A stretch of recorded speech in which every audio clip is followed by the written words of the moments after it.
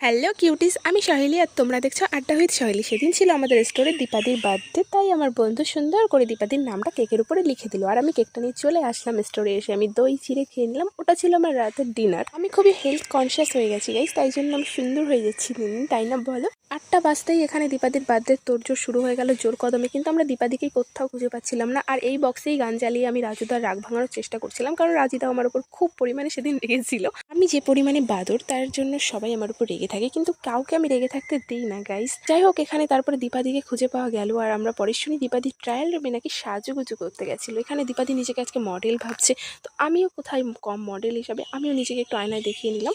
তারপরে দীপাদির সঙ্গে কিছু ফটো তুলে নিলাম। সবাই ফটো তুলছে, দীপাদির তো আজকে ব্যাপারই আলাদা। তারপরে আমাদের আরেক দীপাদি চলে এলো, আর এখানে দীপাদি আমাদের ফটো তুলতে ব্যস্ত। সবাই ওকে উইশ করলো। আর অবশেষে কেকটার মৃত্যুদিন আর দীপাদির জন্মদিন পালন করে কেকটা কাটা হলো। আর এবার দীপাদি একে সবাইকে কেক খাওয়াতে গেল, সবাই ওকে ইনকার করে দিল। আর আমি এখান থেকে লাভটা নিয়ে চুরি করে দৌড় মারলাম, কারণ আমার লাইফে তো লাভ নেই গাইস। সেই জন্য আমি লাভ খেয়ে একটু দেখলাম যে আসলে লাভ হয় কি না। তারপর দীপাদিও আমাকে একটু ভালোবেসে খাইয়ে দিল লাভ। তারপর সবাই একে লাভ খেয়ে নিল।